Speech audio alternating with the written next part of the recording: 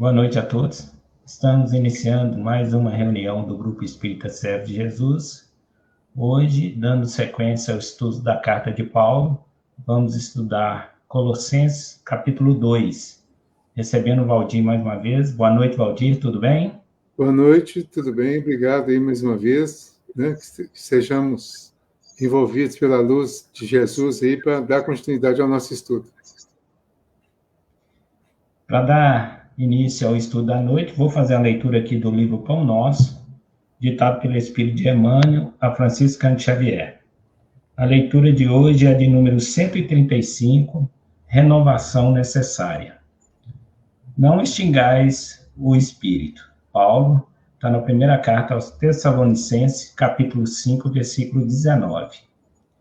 Quando o apóstolo dos gentios escreveu esta exortação, não desejava dizer que o Espírito pode ser destruído, mas procurava renovar a atitude mental de quantos vivem sufocando as tendências superiores.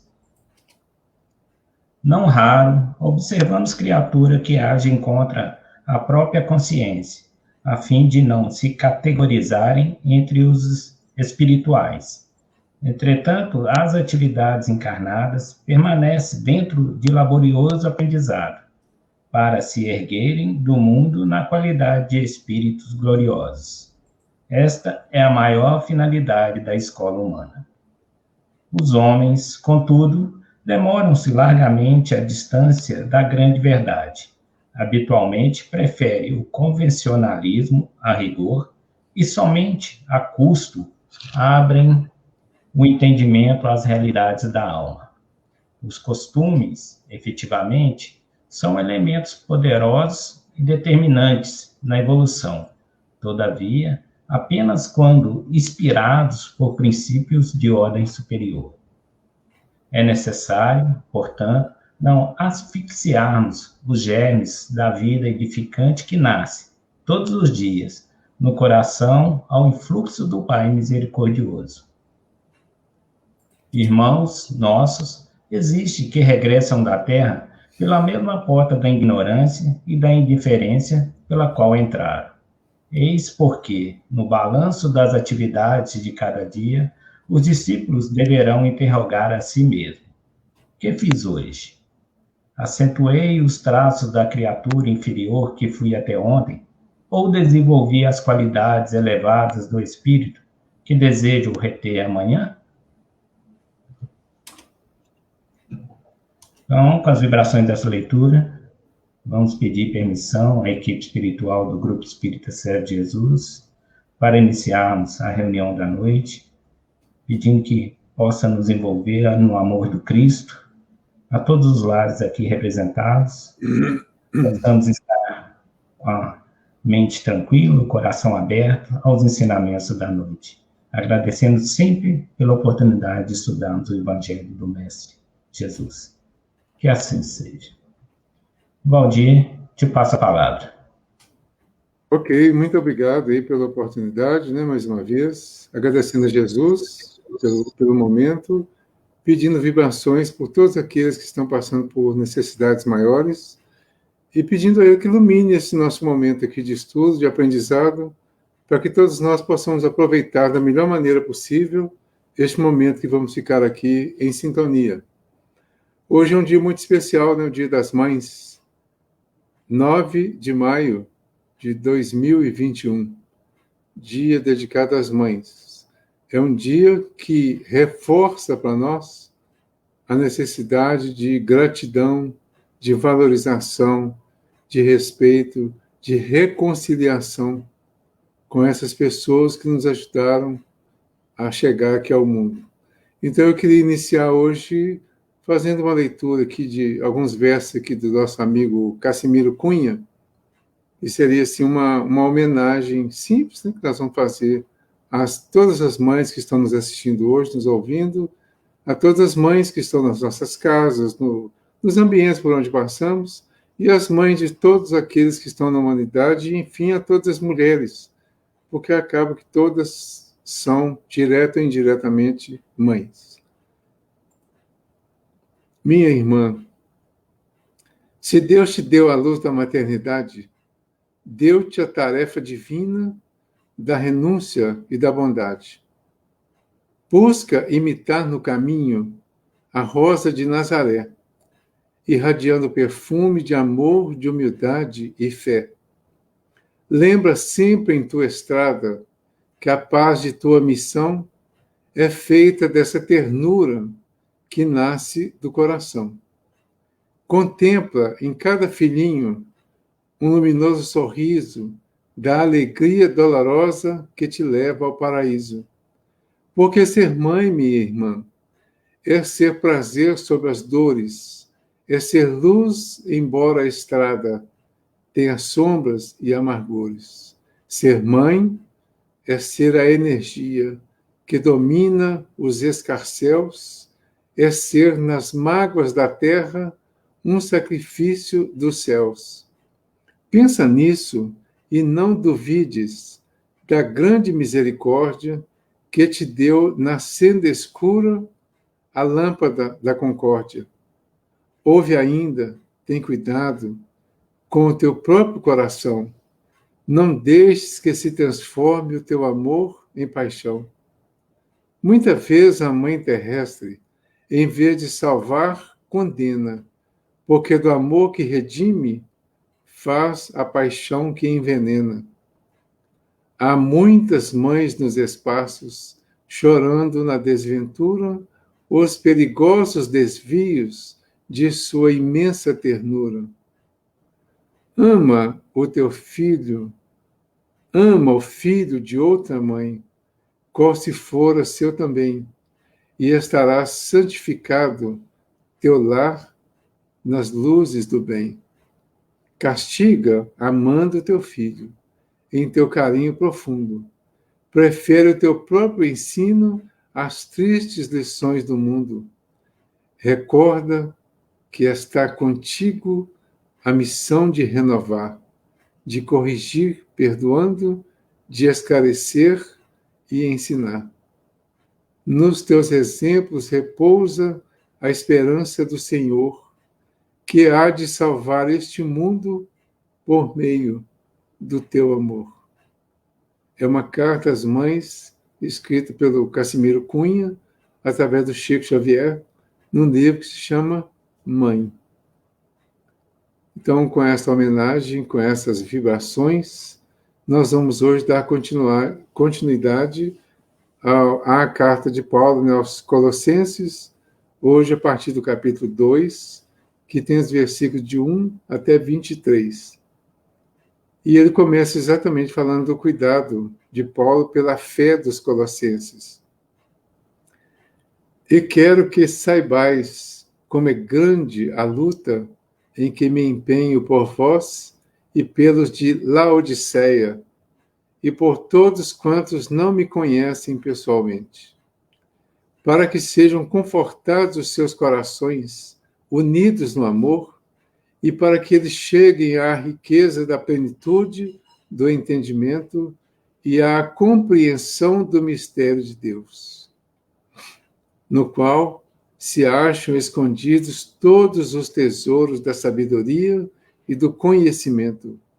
Digo isso para que ninguém vos engane com argumentos capciosos, pois, embora eu esteja ausente no corpo, no espírito estou convosco, alegrando-me ao ver a vossa boa ordem e a firmeza da vossa fé em Cristo. Portanto, assim como recebestes a Cristo Jesus, o Senhor, assim nele andai. Arraigados nele, sobre ele edificados e apoiados na fé, como aprendestes e transbordando em ação de graças. Tomai cuidado, para que ninguém vos escravize por vãs e enganosas especulações da filosofia, entre aspas, segundo a tradição dos homens, segundo os elementos do mundo e não segundo Cristo.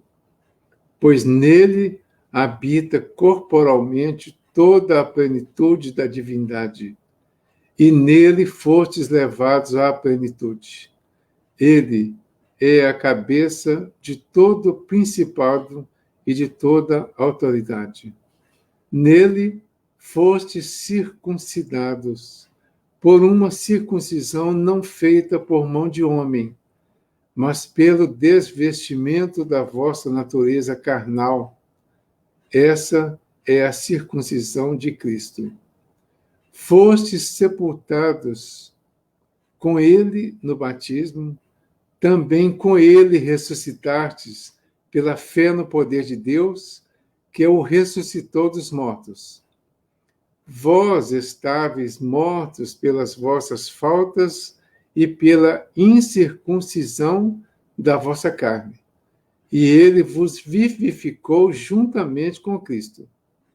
Ele nos perdoou todas as nossas faltas, apagou, em detrimento das ordens legais, o título de dívida que existia contra nós e o suprimiu pregando-o na cruz, na qual ele despojou os principados e as autoridades, expondo-os em espetáculo em face do mundo, levando-os em cortejo triunfal. Portanto, ninguém vos julgue por questões de comida e de bebida, ou a respeito de festas anuais, ou de lua nova, ou de sábados, que são apenas sombra de coisas que haviam de vir, mas a realidade é o corpo de Cristo.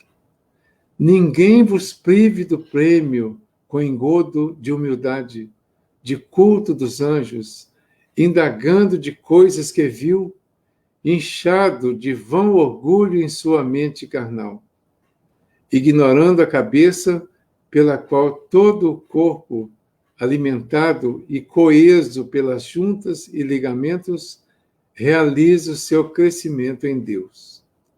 Se morrestes com Cristo para os elementos do mundo, por que é que vos sujeitais, como se ainda vivesseis no mundo, a proibições como não peques, não proves, não toques?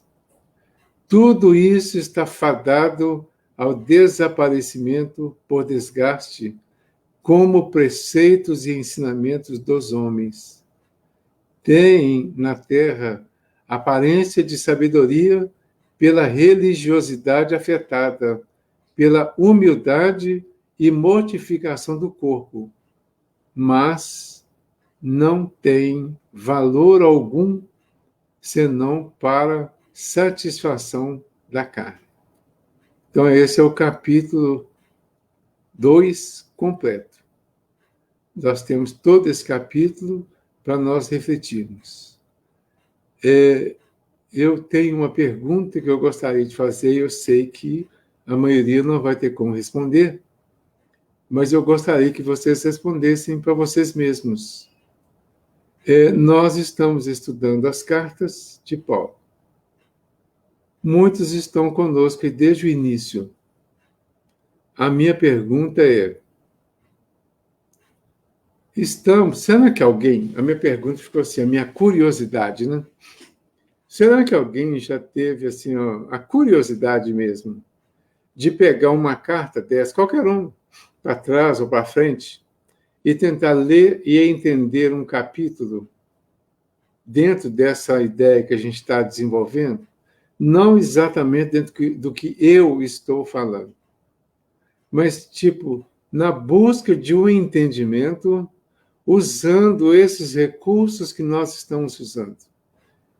Lendo, analisando gradativamente, pesquisando, buscando outras informações e buscando um entendimento que seja lógico para quem está fazendo. A minha pergunta é grande, né? Mas é isso mesmo. Será que, dentro disso aí, será que tem alguém que esteja fazendo dessa forma? Por que eu pergunto isso? Porque uma coisa é nós ouvirmos alguém falar ou explicar sobre um determinado assunto. E outra coisa é nós mesmos tirarmos as conclusões daquele assunto. Bem para o final desse capítulo, nós vamos ver lá coisas assim, muito relacionadas com isso. Porque é importante que nós saibamos, nós tenhamos a nossa interpretação, para que nós mesmos possamos ter o conhecimento do jeito que nós entendemos, para que nós não tenhamos que depender da verdade de outras pessoas. É muito importante que a gente reflita sobre isso. É preciso que nós pensemos claramente sobre isso. Esse mês passado, agora, nós estivemos estudando o livro Obreiros da Vida Eterna, do André Luiz. O capítulo 19 me chamou especialmente a atenção, porque nesse livro veio o André, o mentor, né, o Jerônimo, um dos companheiros dele, e eles vêm em equipe para receber aqui 5 pessoas que estavam para desencarnar. E a última pessoa, que é a do capítulo 19, era uma pessoa muito bem qualificada espiritualmente. Ela estava tão bem qualificada que ela recebia a visita do Bezerra de Menezes com uma relativa tranquilidade. Mas ela fala com ele sobre alguma dúvida, algum conflitozinho em relação à desencarnação, embora ela diga que ela mesma quer fazer tudo e não quer dar trabalho para eles, mas que tem algumas pequenas interrogações, vamos dizer assim. Então ele diz a ela que morreu muito fácil. E aí ele vai explicar como que ele fez. Ele fala que passou pela experiência. Nessa conversa, ele deve ter sido recente, né? Porque ele desencarnou em 1900. E esse livro deve ter sido escrito, foi escrito em 1940 e pouco, mas a história é anterior. E essas histórias são verdadeiras. Então, eu fiquei analisando o seguinte, ele fala com ela que na hora da desencarnação, ele, para não desviar para outros assuntos, outras preocupações, ele fixou na leitura ou no conhecimento que ele tinha do Evangelho de João, na parte que fala da morte do Lázaro. Fala da morte e da ressurreição do Lázaro. E ele diz que fixou numa expressão de Jesus, no convite de Jesus daquele momento, que foi: Lázaro, vem para fora. E aí ele diz que assim que ele pensou isso, que ele fixou esse convite de Jesus, chamando Lázaro para fora, ele se desligou do corpo e facilitou a desencarnação. Então, eu acho tão importante ler e refletir sobre os ensinamentos evangélicos para que a gente memorize alguma coisa que possa nos ser útil neste momento especial, mas para o nosso aprendizado de todo o dia a dia, de todos os momentos, de todas as situações da vida. E esse entendimento vai nos ajudar no entendimento da vida. Como eu tenho dito isso com bastante frequência até. Então, é importante que todos leiam, que todos procurem o próprio entendimento de acordo com a própria cultura, com a posição espiritual, que cada um desenvolva a sua lógica desse entendimento, porque é essa que vai te guiar, e não a lógica do Valdir, ou do Divaldo, ou do Raul, ou do Haroldo, ou de qualquer outra pessoa que a gente vai ouvir uma explicação. A lógica dessas pessoas, pode até passar a ser a mesma nossa, mas vai prevalecer a nossa e não a deles. Então, é a minha que eu copiei de alguém porque eu achei que essa é a verdade. Tá? Então, é muito importante que a gente reflita bem essa questão dentro desses estudos que a gente está fazendo. Então, no primeiro versículo, e o subtítulo chama de Cuidado de Paulo pela fé dos Colossenses. Ele fala: e quero que saibais como é grande a luta em que me empenho por vós e pelos de Laodiceia, e por todos quantos não me conhecem pessoalmente. Então, ele está escrevendo uma carta e está contando para as pessoas da luta que ele vem fazendo e que eles precisam ter essa consciência, o empenho que ele tem, e fala, a luta em que me empenho por vós e pelos de Laodiceia. Aí, dentro dessa ideia do estudo e da pesquisa, o que eu achei aqui? Laodiceia. Será o que é isso? Eu me lembrei na hora que eu já vi essa expressão. Pareceu que é um lugar, né? Então eu fui ver que lugar é esse. Ele fala, Laodiceia por todos quantos não me conhecem pessoalmente, né? Então, Laodiceia é uma cidade da Frígia, na Ásia Menor, sede primitiva de uma comunidade cristã associada a Colossos, que é a cidade dos Colossenses, né, que é a carta que nós estamos estudando. Paulo escreveu uma carta a Laodiceia, a qual não foi conservada, ou seja, ele escreveu essa carta. Há informações de que essa carta era muito parecida com a carta aos Efésios. Então, prevaleceu como Efésios e Laodiceia ficou. Mas foi escrita também uma carta, e o costume deles na época era de quando escrevia uma carta, a carta era lida com toda a comunidade e certamente ela era discutida, talvez como nós estamos fazendo hoje. Lê a carta e depois vai explicar, vai conversar sobre a carta, vai tirar a essência, vamos dizer assim, do que a carta traz como ensinamento. Laodiceia é uma das 7 igrejas que estão constando no Apocalipse. Foi aí que eu lembrei de onde eu tinha visto essa expressão. Então, no Apocalipse do João, né, o último livro bíblico, no capítulo 1, a partir do versículo 11, é que tem lá a cidade, o lugar lá que chama Laodiceia.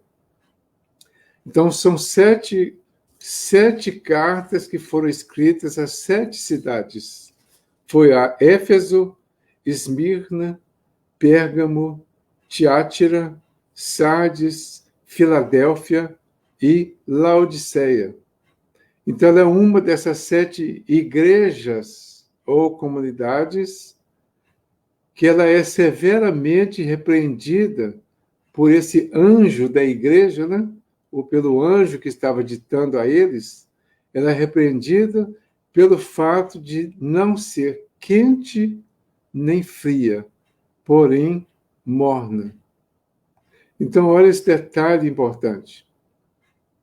Laodiceia representa uma comunidade que tinha, como todas essas 7 cartas do Apocalipse, ele faz uma referência positiva aos moradores, à igreja, porque o direcionamento lá é a igreja, né? Então, a igreja de Laodiceia, ou a comunidade religiosa.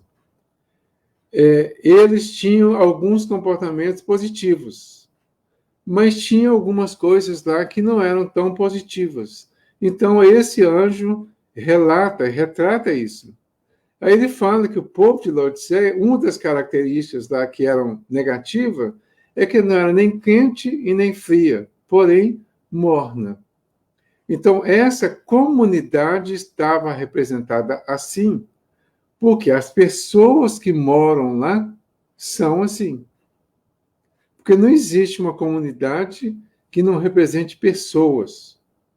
E não existe essa representação, essa vibração da comunidade que não retrate a vibração das pessoas. Se um anjo desse passar por sobre o nosso estudo de agora e analisar como está a nossa participação nesse estudo, eles podem avaliar com essa condição aqui, ó. Quente, frio, 2 extremos, ou morna.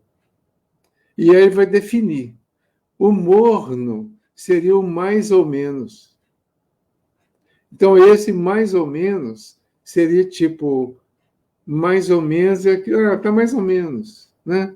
Aí, a minha vida está mais ou menos, o meu casamento está mais ou menos, o meu marido é mais ou menos, a minha mulher é mais ou menos, o meu trabalho é mais... Ou seja, tudo mais ou menos.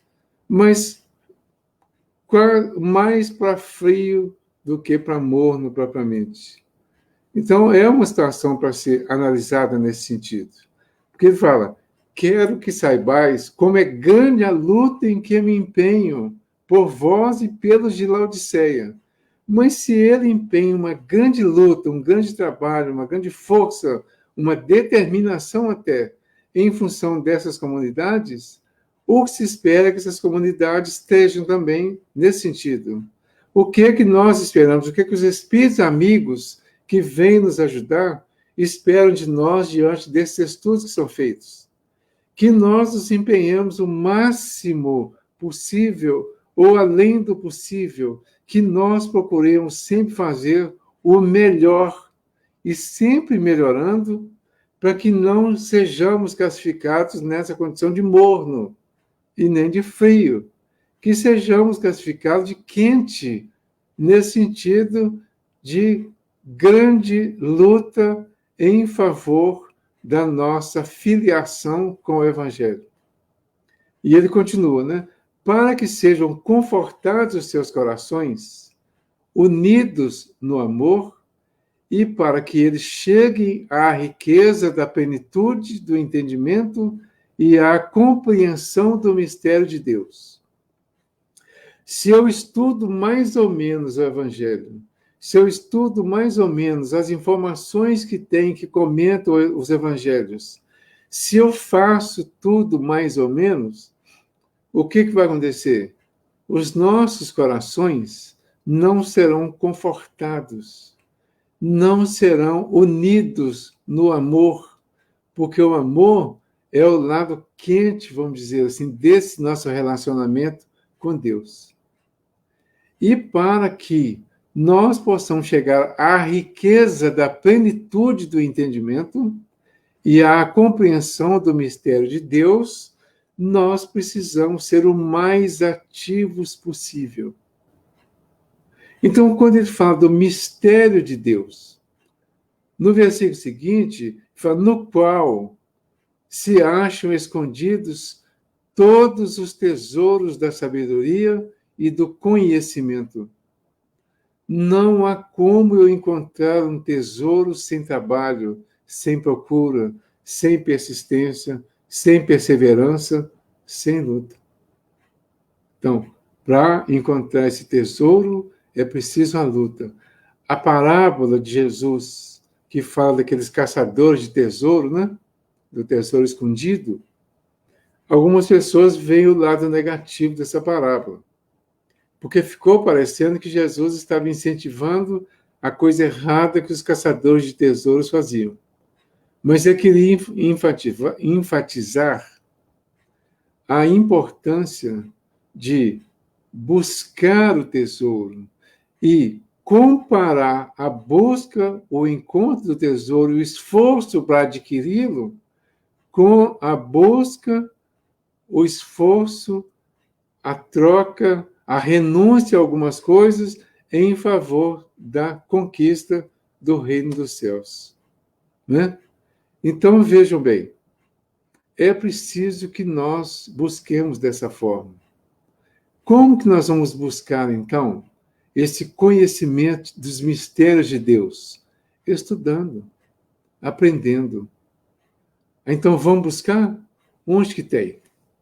Livro dos Espíritos, capítulo, ou melhor, perguntas de 10 a 13. Atributos da divindade.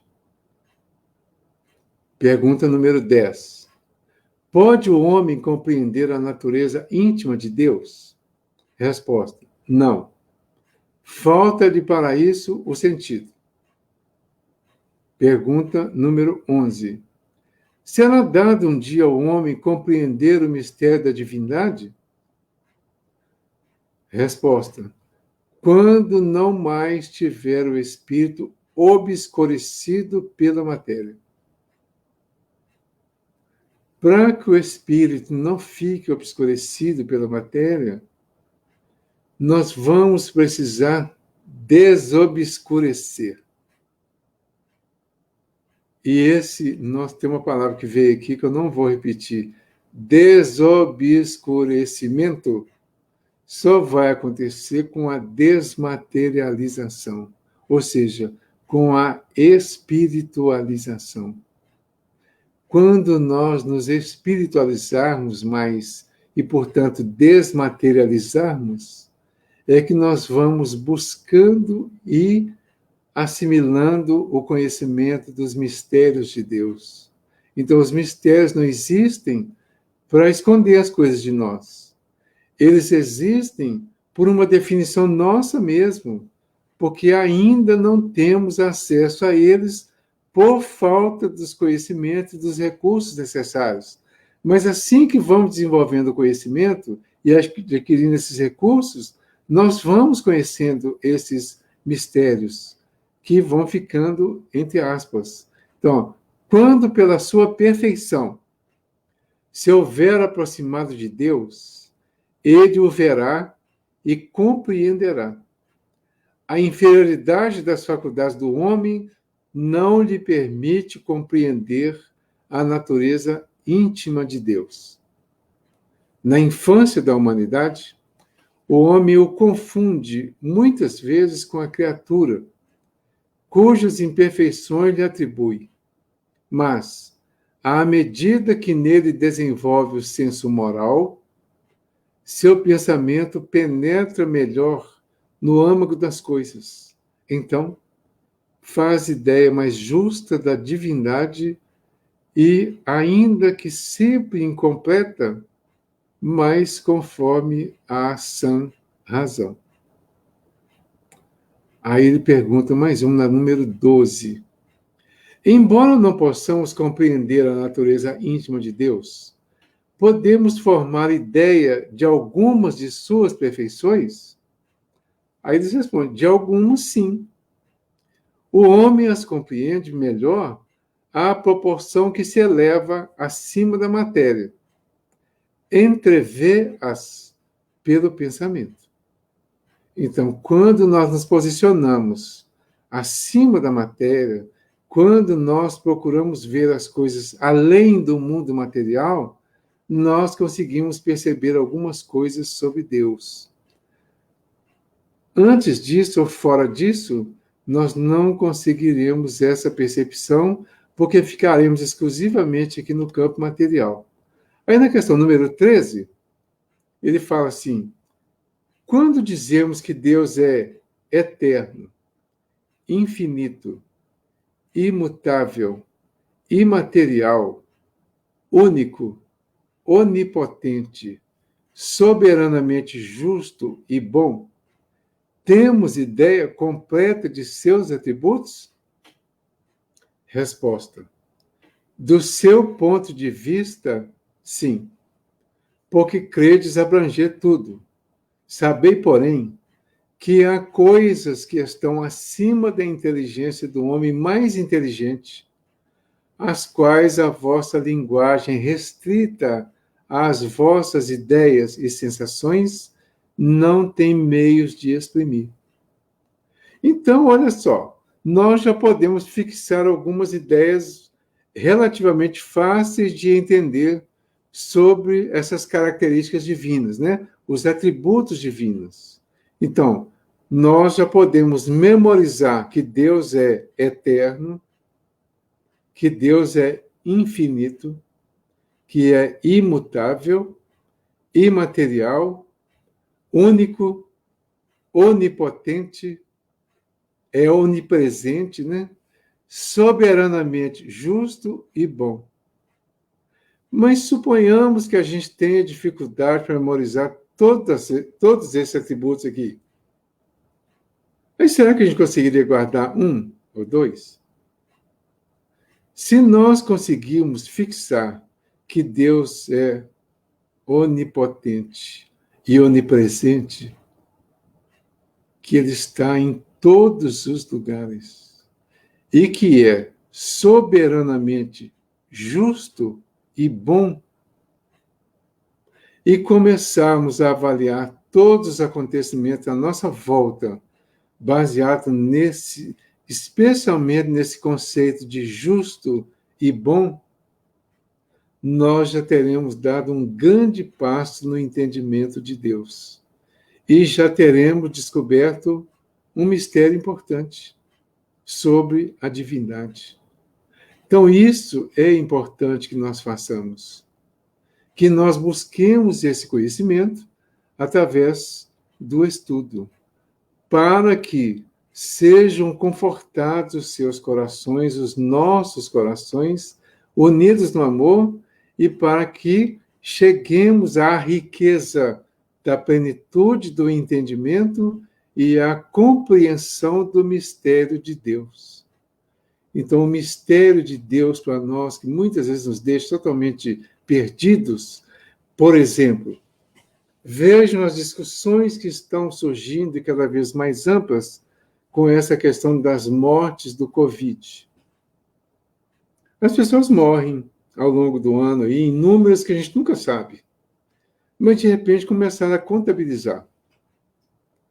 E os números, do jeito que são colocados, parecem que são números muito altos e que está morrendo mais gente do que o comum, vamos colocar assim. Mas nem tão mais. E nem tão fora de uma previsão.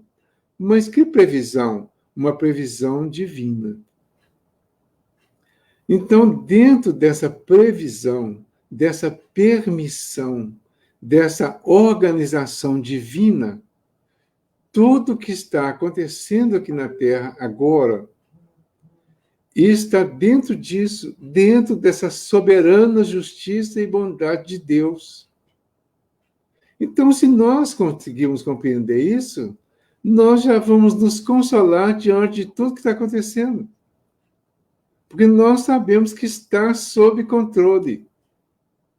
Passaremos a ter certeza disso. E isso é saber os mistérios de Deus. Naquela época, o Paulo provavelmente não tinha meios para explicar isso dessa forma. Então ele dizia que ainda não era possível saber esses mistérios, mas que nós saberíamos. Ou seja, de alguma forma ele deixa entender que nós chegaremos à riqueza da plenitude do entendimento e à compreensão do mistério de Deus. E quando isso acontecesse, e está acontecendo, nós somos mais ou menos, e aí o mais ou menos é diferente, né? Nós somos mais ou menos confortados de acordo com o nosso conhecimento. Se o conhecimento é para menos, frio, nós seremos menos confortados. Se ele é para mais, quente, nós seremos mais confortados. Se ele é morno, nós seremos confortados proporcionalmente ao morno que nós estivermos vivendo dentro dessa proposta que ele colocou aqui. Eu tenho aqui algumas manifestações, eu vou ler. Tem... Os comentários estão ao vivo aqui, né? Tem o do grupo dando boa noite, né? Grupo Espírita Servo de Jesus. Tem da Tatiana falando boa noite. Feliz Dia das Mães a todos os filhos que fizeram das mulheres mães. Parabéns a todas as mães que aceitaram o exercício da maternidade por toda a eternidade. Tem boa noite aqui da Neiva, do Jonas Bitter. Não sei se é Bitter, está escrito Bitter, né? E ele está dizendo aqui que lauvar é uma expressão em alemão que significa morno, palavra semelhante a Laodiceia. Portanto, quando dito, foi minha interpretação de morno. Ou seja, se o povo de Laodiceia, que pode simbolizar a condição de morno, foi chamado a atenção pelo anjo que mandou a carta para a igreja que está lá, então está bem de acordo com a interpretação que foi dada pelo escritor da época do Apocalipse, né? E pelo entendimento que nós ainda temos hoje. Então, se Laodiceia representa o morno, e ele manda uma carta também para eles, relativamente à carta que mandou aos Colossenses, e ele está como diz aqui o subtítulo, ele está com cuidado pela fé dos colossenses, ele hoje se mostra, então, com cuidado pela nossa fé. E a nossa fé depende de tudo isso que a gente vem entendendo aqui. A nossa fé depende do calor que nós vamos dar ao nosso conhecimento, ao nosso aprendizado. Digo isto para que ninguém vos engane com argumentos capciosos. Lembra que eu falei da gente no início? Da gente buscar os próprios conhecimentos, as próprias interpretações, os próprios entendimentos das coisas? Ele diz isto, nos chama a atenção, para que ninguém vos engane com argumentos capciosos. Pois, embora eu esteja ausente no corpo, no espírito estou convosco, alegrando-me ao ver a vossa boa ordem e a firmeza da vossa fé em Cristo.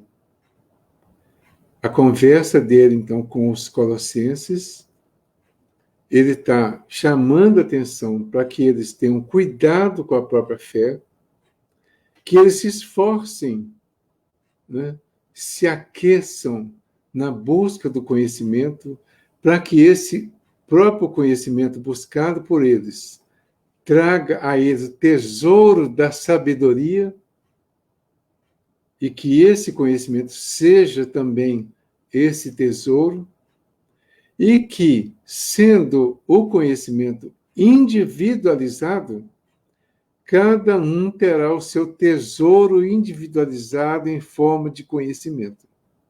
E por que ele está chamando a atenção para isso? E por que isso hoje ainda é importante para nós?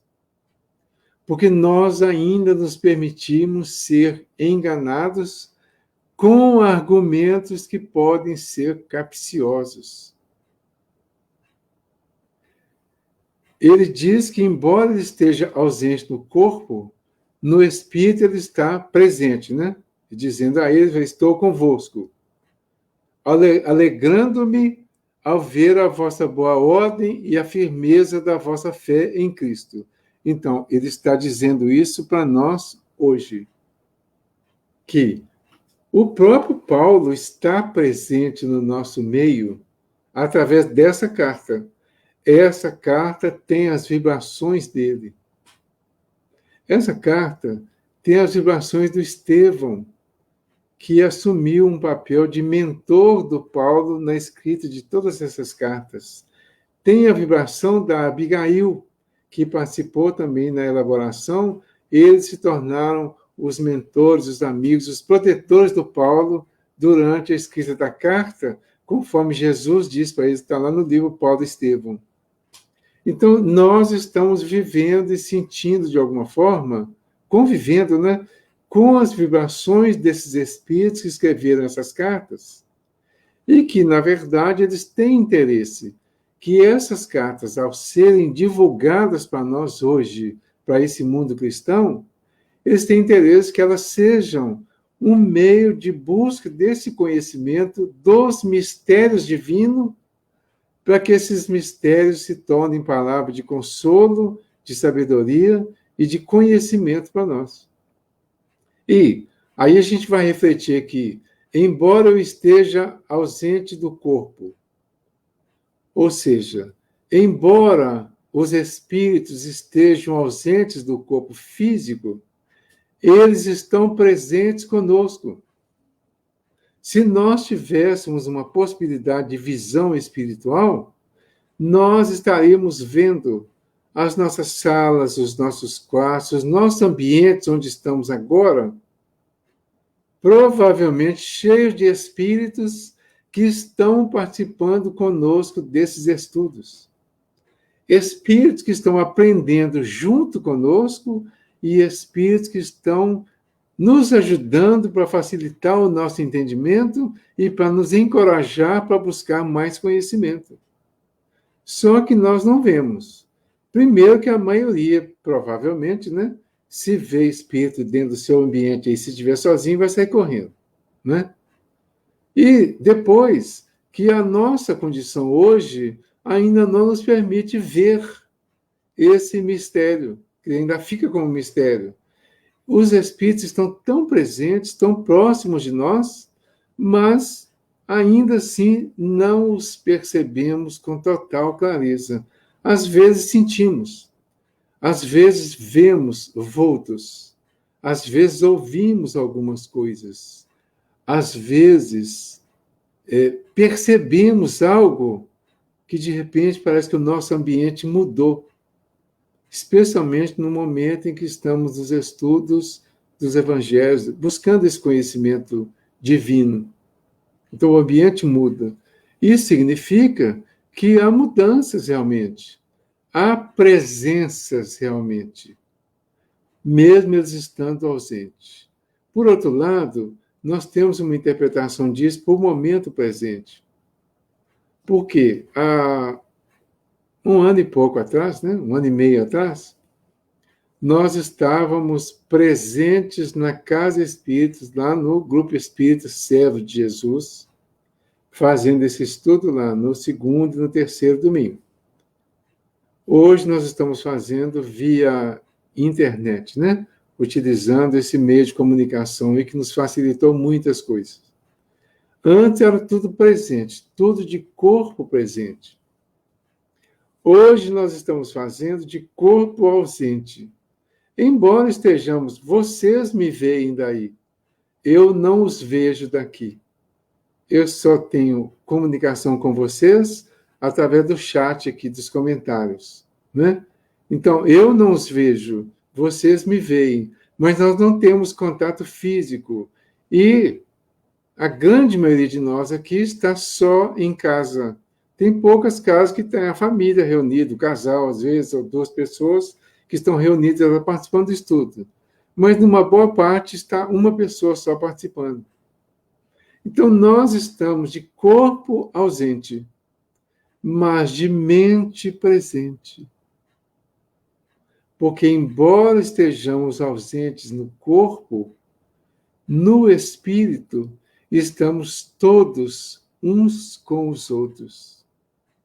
E mesmo que o trabalho seja feito lá na casa espírita, quando os corpos estão presentes, se não houver uma sintonia mental, é como se nem os corpos estivessem presentes.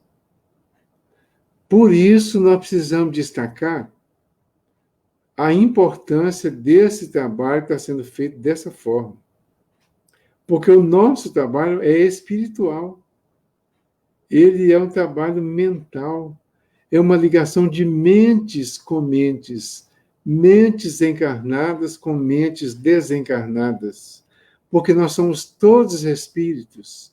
E a nossa comunicação mental, ela pode estar presente o tempo todo. Especialmente nesses momentos de estudo e de aprendizado.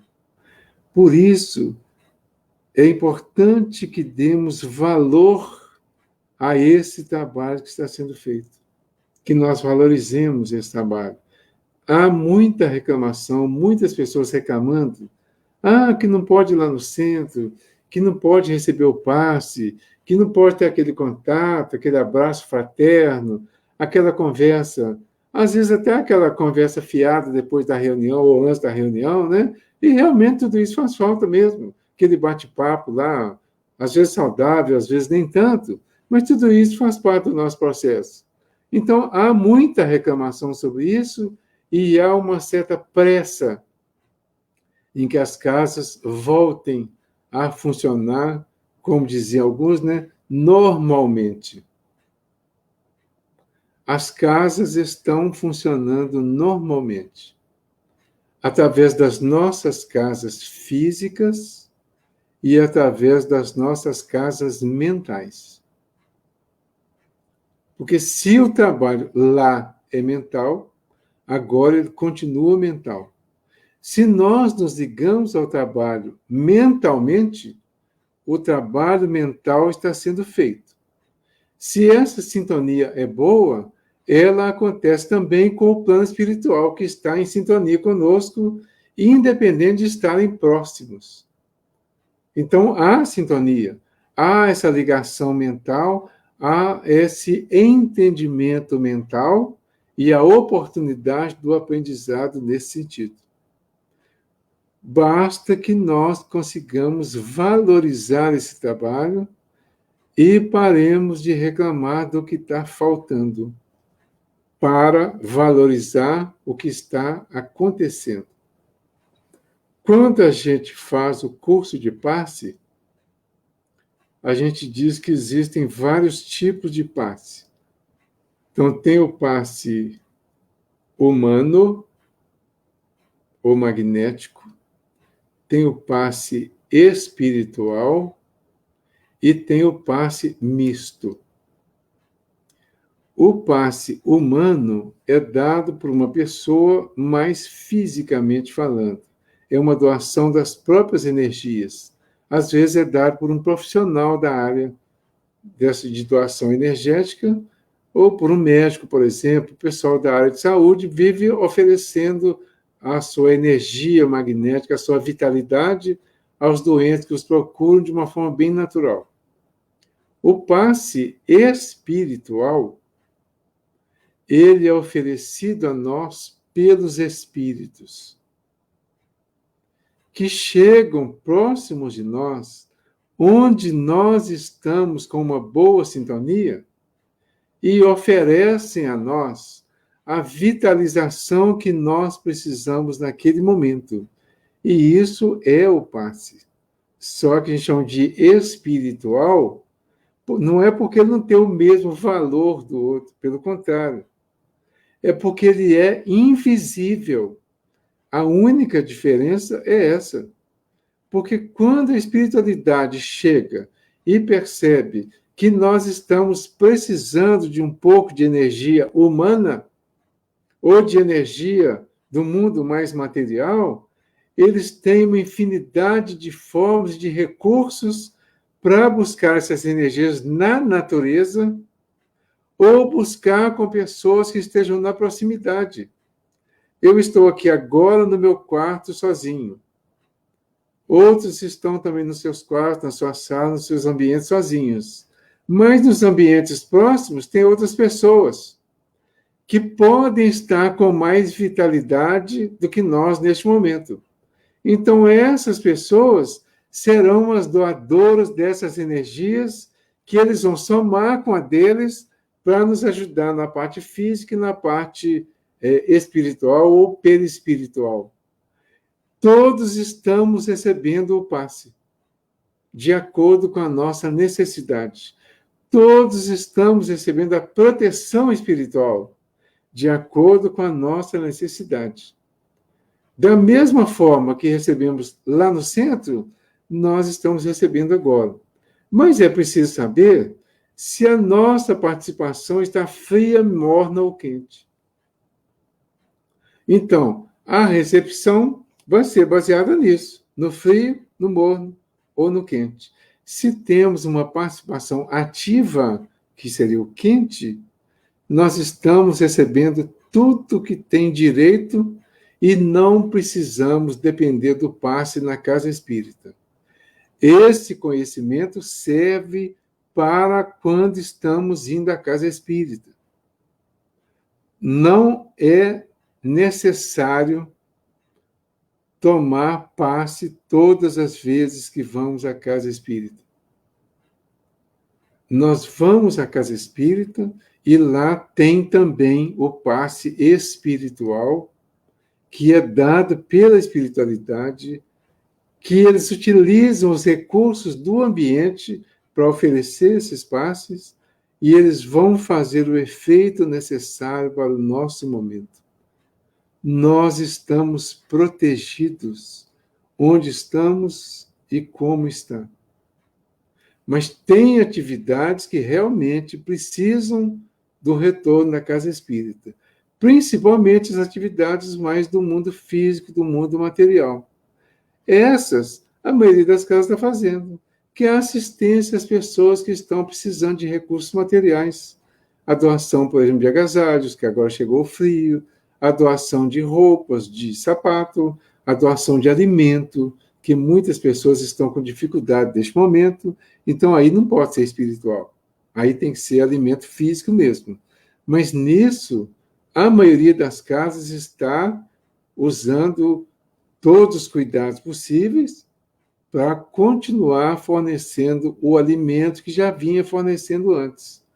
Então, de uma certa forma, nós podemos dizer que as coisas estão caminhando e que o normal já está acontecendo. Então, nós não vamos voltar ao normal. Nós vamos continuar o normal. É como a vida. Nós tínhamos a vida antes de encarnar.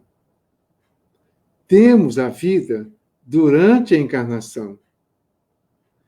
E não vamos para outra vida depois da desencarnação. A vida vai continuar. Não é outra, é a vida que nós temos de espírito. Assim está sendo a nossa vida aqui durante esse tempo. Então, o que nós estamos chamando de normal, e alguns estão dizendo que vai ter um novo normal, não, vai continuar normal. Vai continuar um normal diferente do que era antes, porque o dia de hoje tem algumas diferenças do dia de ontem, e o de amanhã terá diferenças do dia de hoje. Mas o de hoje é continuação de ontem, e de amanhã é continuação de hoje. Assim é a vida. E assim a vida vai continuando. Não esperemos novo normal. Façamos um normal agora. Vivamos a normalidade agora, hoje, e continuemos com essa normalidade quando as coisas mudarem. Um dia era um normal sem pandemia. Depois chegou a pandemia e continuou normal com pandemia.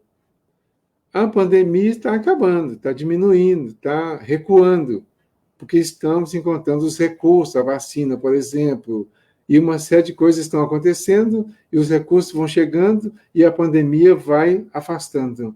E o normal vai continuando. Vamos encarar assim? É claro que vocês podem discordar de mim, né? Eu estou levantando uma questão importante para a gente refletir. Mas vamos tentar não, vamos fazer a vida estar normal positivamente. E vamos aquecer essa vida e essa normalidade agora, para que a vida continue normalizando e se aquecendo cada vez mais, para que nós possamos encontrar esse tesouro da sabedoria e do conhecimento que vai nos levar ao entendimento de Deus? Vamos continuar refletindo. No versículo 6, tem um comentário do Emmanuel. Aprendamos quanto antes. Esse comentário está no livro Pão Nosso, capítulo 73. Ele diz assim: portanto, assim como recebestes a Cristo Jesus, o Senhor, assim nele andai, arraigados nele, sobre ele edificados e apoiados na fé, como aprendestes, e transbordando em ação de graças. Vamos ver o que o Emmanuel fala sobre isso? Aprendamos quanto antes. Olha a mensagem, o título. O que o Emmanuel fala disso? Entre os que se referem a Jesus Cristo, podemos identificar duas grandes correntes diversas entre si. Há dos que o conhecem por informações e há dos que lhe receberam os benefícios. Os primeiros recolheram notícias do Mestre nos livros ou nas alheias exortações. Entretanto, caminham para a situação dos segundos, que já lhe receberam as bênçãos. A estes últimos, os que receberam as bênçãos, com mais propriedade, dever-se-á falar do Evangelho. Como encontramos o Senhor na passagem pelo mundo?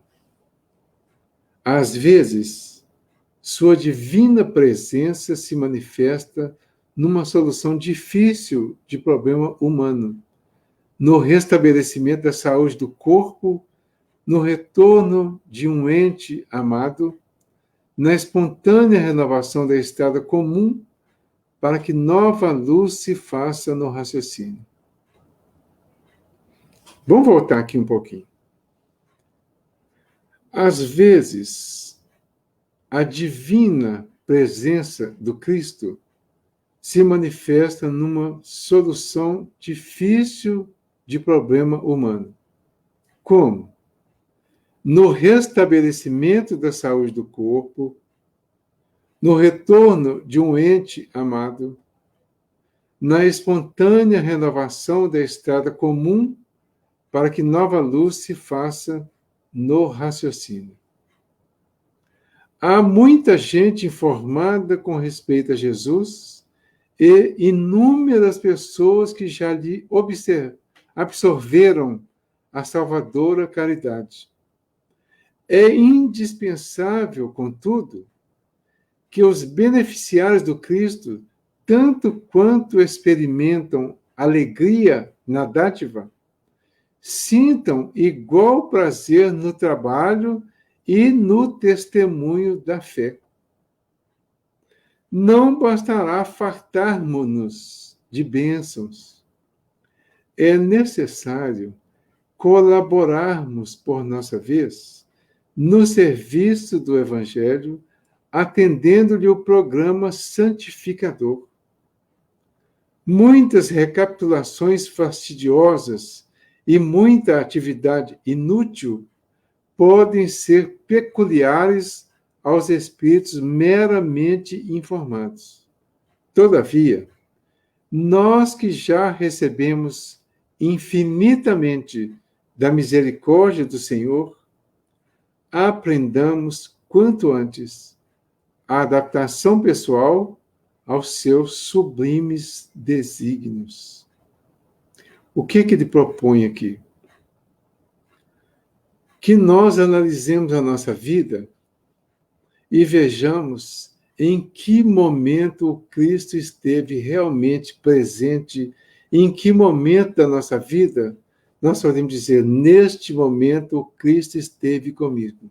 Ele deu alguns exemplos, né? Restabelecimento da saúde do corpo, retorno de um ente amado, renovação da estrada comum. Então, esses são alguns exemplos. Mas existem outras formas, outras percepções da presença do Cristo em nós. Quem não analisou ainda, quem não fez essa listinha ainda, analise isso. Analise os pontos positivos da vida e veja em que pontos desse nós podemos deixar de atribuir à manifestação do Cristo em nossas vidas. Analisemos determinados momentos, acontecimentos, e vejamos se nós não estamos cheios de motivos para agradecer por esses acontecimentos, porque só com a presença dele essas coisas aconteceriam da forma que aconteceram. E então, quando tudo isso acontecer, ele fala assim, há muita gente informada com respeito a Jesus e inúmeras pessoas que já lhe absorveram a salvadora caridade. É indispensável, contudo, que os beneficiários do Cristo, tanto quanto experimentem alegria na dádiva, sintam igual prazer no trabalho e no testemunho da fé. O trabalho, depois das bênçãos do Cristo, principalmente, e o testemunho na fé, que é a manifestação desse trabalho com o Cristo, é de extrema necessidade para aquele que está realmente grato, agradecido. Como que eu vou agradecer? Ele disse que nem todos que dizem Senhor, Senhor, entrarão no reino dos céus. Quem diz Senhor, Senhor? Todos aqueles que estamos lendo, estudando, falando, orando, frequentando as igrejas, os centros, em nome de Jesus. Neste momento, nas nossas orações, em casa ou fora, nós estamos dizendo Senhor, Senhor.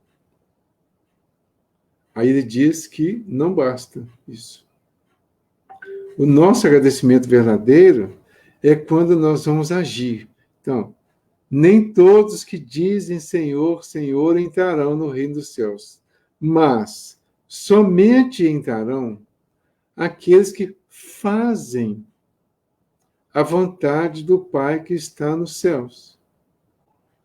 O trabalho que ele propõe aqui, que o Emmanuel propõe, é exatamente o trabalho que confirma e comprova o nosso agradecimento, a nossa gratidão, além de dar a demonstração da nossa fé para aqueles que ainda não têm, para aqueles que precisam ainda de buscar a fé através dos nossos exemplos ou buscar a consolidação da própria fé, porque ainda estão em dúvidas e os nossos exemplos vão ajudá-los.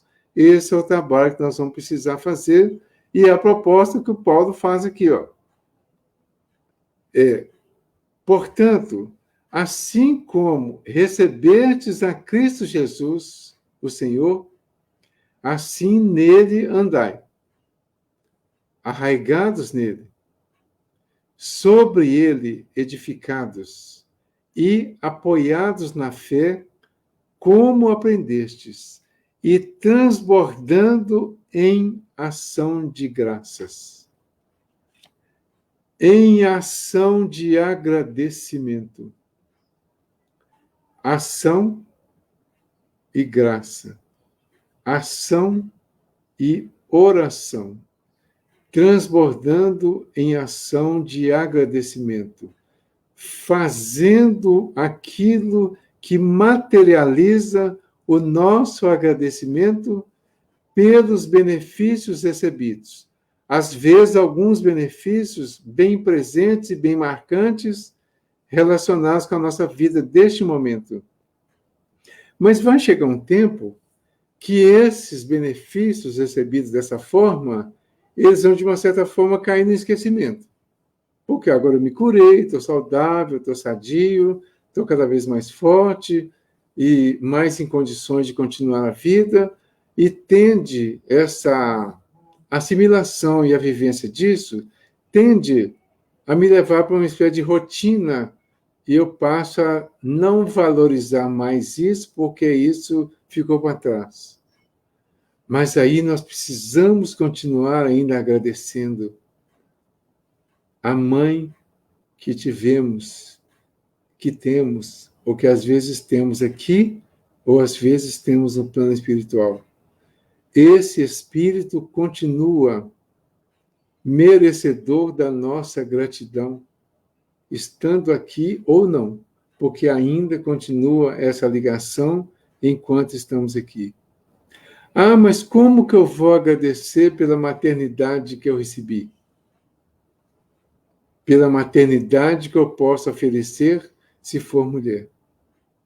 Ou pela paternidade se for homem. Mas se eu não tiver condições para a paternidade como homem ou para a maternidade como mulher, eu não tenho as condições carnais, as condições físicas, mas eu posso ter as condições morais e espirituais. Ah, como que eu vou fazer isso? Ajudando as pessoas que precisam de ajuda, que são todas as crianças de Jesus. Os órfãos, em todos os sentidos, de todas as idades. As crianças mesmo. Quanta criança sem lar? Quanta criança sem pão? Quanta criança sem alimento? Quanta criança sem carinho? Sem ajuda? Sem orientação?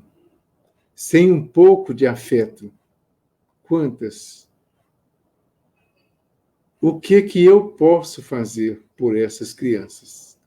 Tanto crianças fisicamente crianças, quanto crianças fisicamente, ou melhor, espiritualmente crianças e fisicamente adultos, mas com as mesmas necessidades que as crianças têm. Eu posso ajudar essas crianças? Posso. Como? Oferecendo algo para elas que vai materializar este meu comportamento cristão.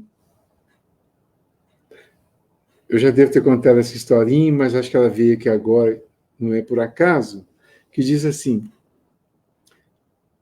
um ônibus estava embarcando pessoas para viajar, para pegar um avião, para uma viagem.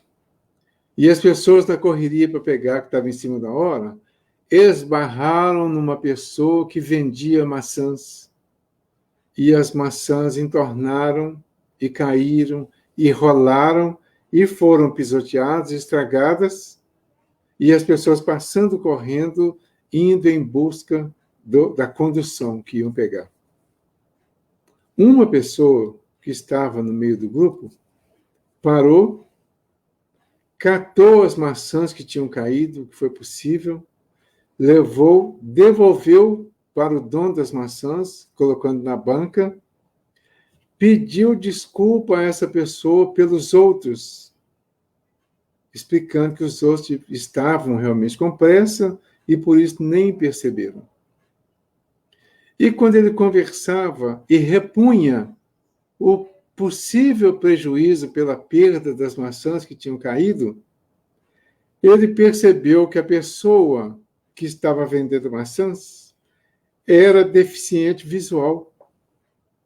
Então ele se compadeceu mais ainda e ficou mais sensibilizado e resolveu realmente recompensar aquela pessoa de uma forma em que ela não ficasse no prejuízo, cobrindo, inclusive, compensando o prejuízo ou possível prejuízo que as outras pessoas tinham dado. E assim que ele termina de fazer isso, ele se despede para se retirar. E a pessoa que era deficiente visual chama por ele e pergunta: você é Jesus Cristo?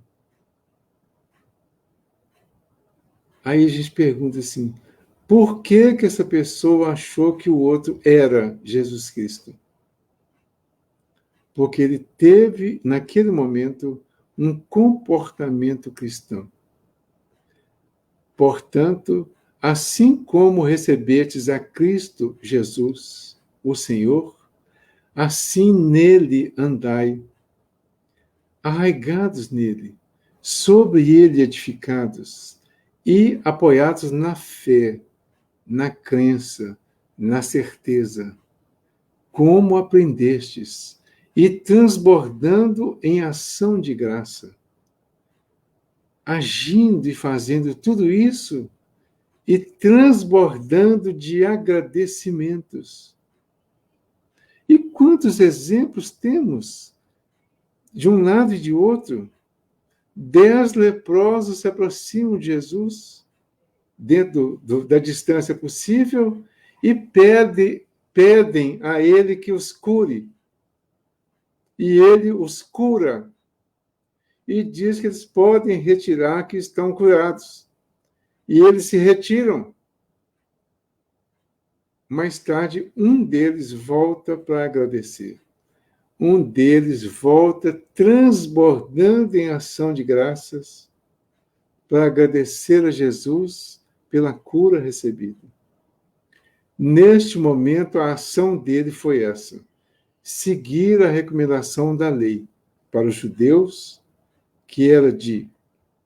Quer dizer, era uma recomendação do Antigo Testamento, na verdade, porque esse que voltou, ele não era o judeu convencional, mas ele sabia os rituais, ele volta, se joga aos pés de Jesus em agradecimento. E Jesus pergunta a ele pelos outros. Ou seja, eram 10. Um voltou. Em que posição nós estamos? Entre os 10? Ou já conseguimos nos posicionar como esse um? que depois de observar que recebeu um benefício, tanto do plano espiritual quanto aqui do plano físico, se volta para um agradecimento, ainda que mental, e se propõe a agir a partir de então, manifestando essa graça pelo que recebeu. No versículo seguinte, tem uma mensagem que eu vou pedir que vocês leiam depois, que é no versículo 8, a mensagem chama Em Honra da Liberdade. Está no livro, chama Palavras de Vida Eterna, capítulo 58, ditado pelo Emmanuel também, né, o Chico Xavier. Essa mensagem comenta esse versículo 8. Então, a Palavra de Vida Eterna, 58. Ele diz assim no versículo: Tomai cuidado para que ninguém vos escravize por vãs e enganosas especulações da filosofia, entre aspas, segundo a tradição dos homens, segundo os elementos do mundo, e não segundo Cristo. Mais uma vez eu volto, porque esses versículos, alguns deles, foi que me levaram a falar no início aquelas coisas que eu falei sobre a importância do estudo e da conclusão que cada um vai tirar do próprio aprendizado. Então vejam, tomai cuidado para que ninguém vos escravize por vãs e enganosas especulações da filosofia, segundo a tradição dos homens, segundo os elementos do mundo e não segundo Cristo. Será que tem acontecido isso? Será que nós temos perdido, em muitos momentos, a nossa liberdade de interpretação, a nossa liberdade de conclusão, de reflexão, em favor de informações vãs e enganosas, que são às vezes especulações? Como é que temos ouvido as informações que a imprensa tem passado para nós ultimamente, das diversas situações que o mundo e que o país está vivendo? Será que nós estamos aceitando tudo como verdade? Ou será que estamos vendo algumas especulações? Nós não podemos dizer que é tudo verdade, nem que é tudo mentira. Mas nós temos que ver e desenvolver a nossa capacidade de discernir entre o que é verdade e o que é mentira, entre o que é falso e o que é verdadeiro. E às vezes as coisas são muito sutis e nos enganam mesmo. Às vezes, ele fala que às vezes as coisas são colocadas como especulações de uma filosofia que é contrária à real filosofia, que é o amor pelo conhecimento, pela ciência, pelo entendimento. Porque às vezes sai segundo a tradição dos homens, mas de alguns homens, de um grupo. Que grupo é esse? Que grupo de homens é esse? Ou que homem é esse que consegue tirar a minha liberdade de entendimento das coisas, porque me escraviza ao conhecimento dele, à informação dele? Que homem é esse? Não responda o Valdir Silva. Não é, não quero que seja, não pode ser. Mas que cada um responda. E se for, se liberte disso. Ah, eu estou fazendo isso porque o Valdir falou? Não. Eu estou fazendo isso porque eu entendi Depois que o Valdir falou, entendi, achei como verdade e agora eu decidi que vou fazer assim. Eu ouvi na Rede Globo, achei que é verdade, que é bom isso, que é uma informação interessante e boa. Então eu vou agir de acordo com essa informação. Ótimo, beleza. O nosso irmão Jonas colocou aqui, ó, confiar no amor racional e não na paixão cega. Então é essa paixão cega que tem nos colocado à mercê de informações que às vezes só alimentam a nossa paixão, mas não trazem conhecimentos reais que possam nos elevar segundo o Cristo.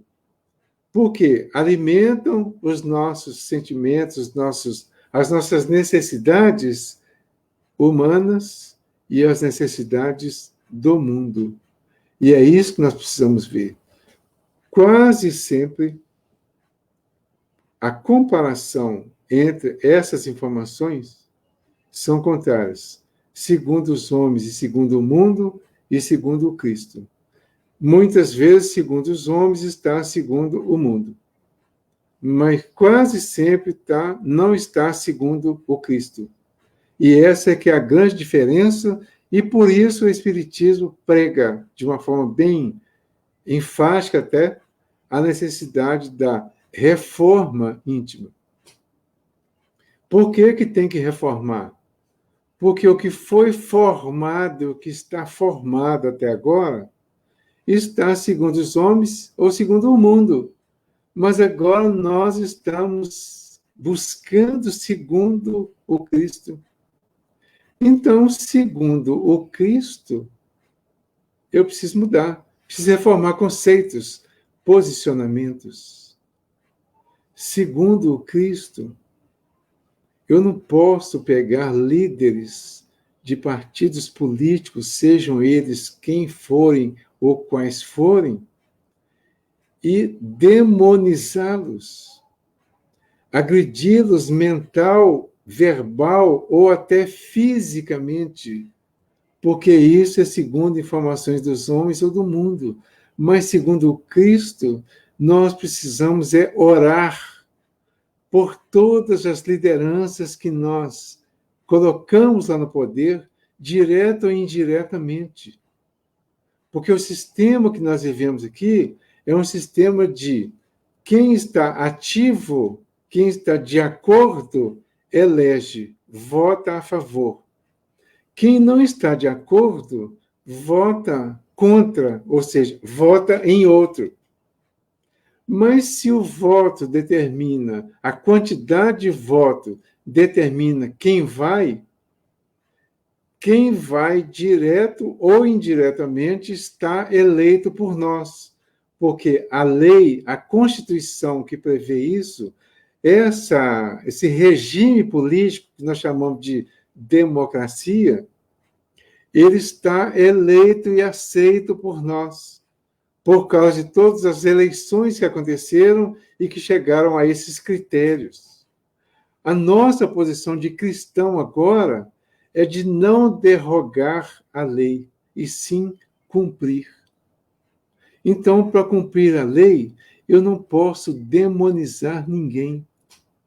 Eu estou dizendo isso aproveitando um exemplo que eu vivi essa semana, porque eu já conheço uma família espírita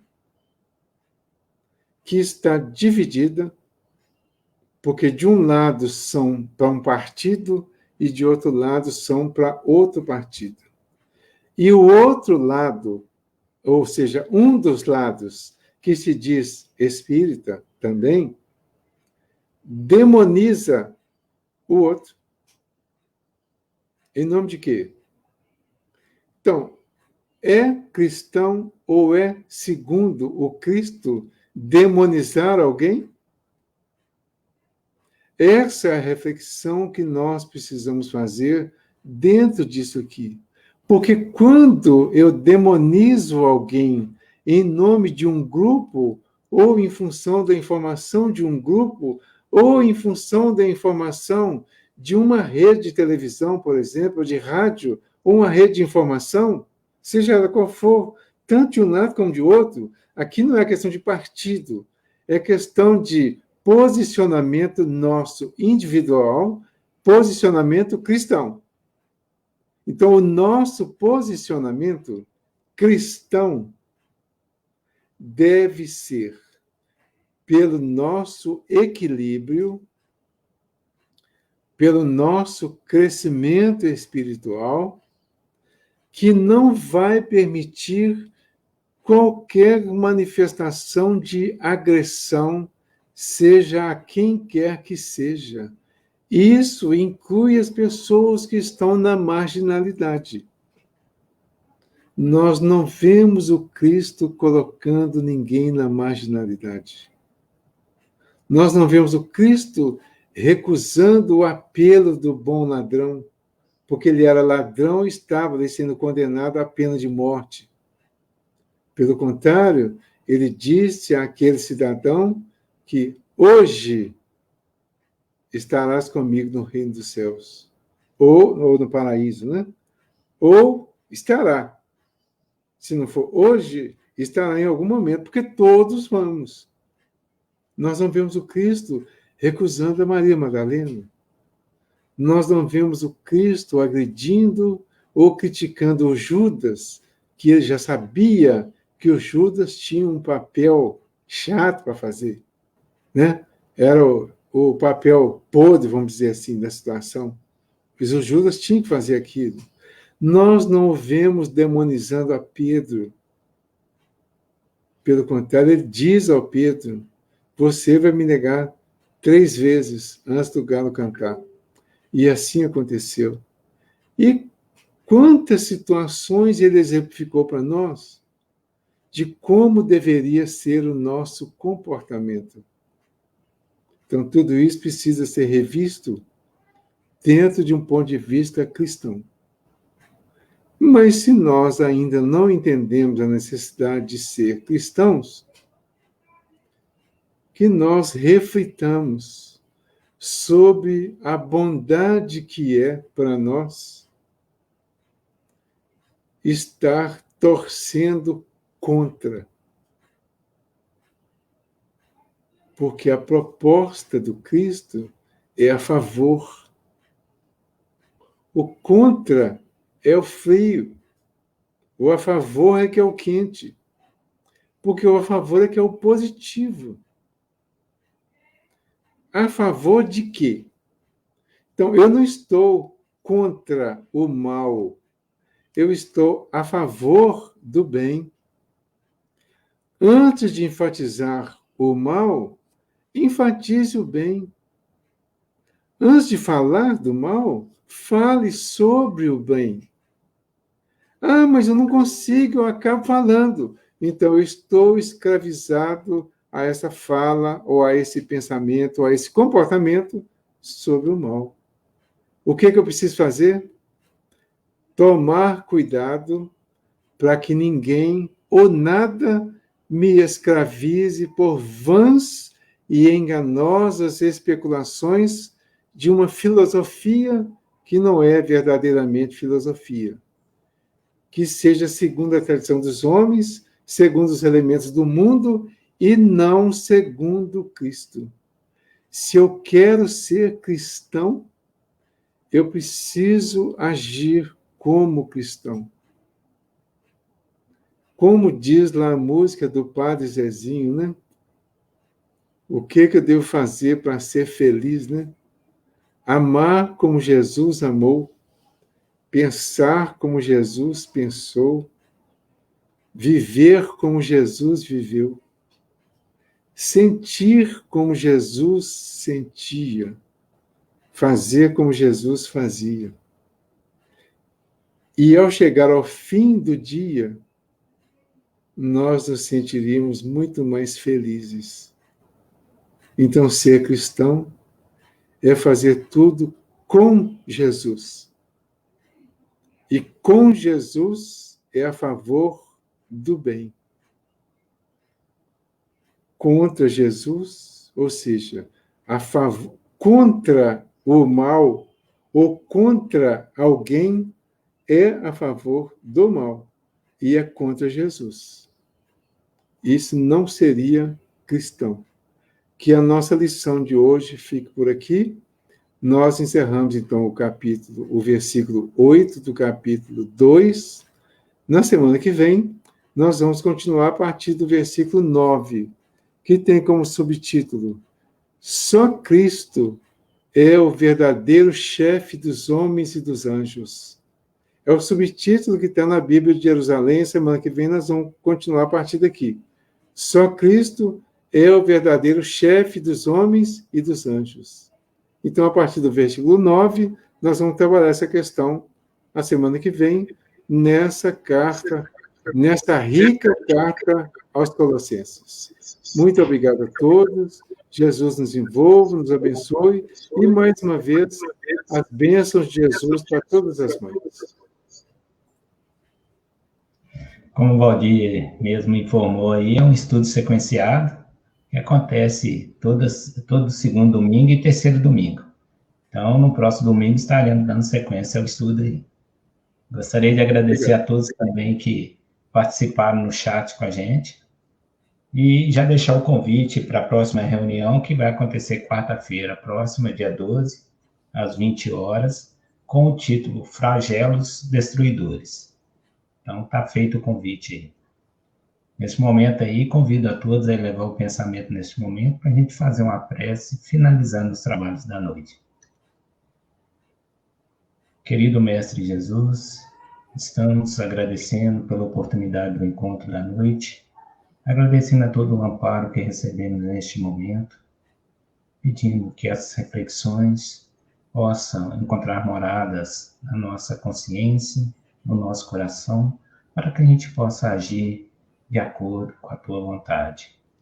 Pedimos neste momento que todas as mães neste planeta possam ser envolvidas com o teu amor, com a tua paz, com a tua sabedoria, para que possa concluir essa missão de maternidade, a qual foi proposto a todos. Que assim seja. Valdir, muito obrigado. Eu que agradeço. Até domingo que vem. Eu que agradeço. Até a próxima, né? Estaremos aí, se Deus quiser. Tá bom, obrigado. Boa noite a todos. Obrigado, gente. Obrigado, Jonas, pela participação aí, viu? Muito bom. Obrigado, Marlene. Obrigado, Jaqueline, aí, pela presença. Deixa eu ver mais aqui. A Neiva, a Tatiana e o Grupo Espírita Meio aí pela acolhida e pela oportunidade que nós tivemos, né? Obrigado a todos. Até a próxima. Até a próxima. Obrigado.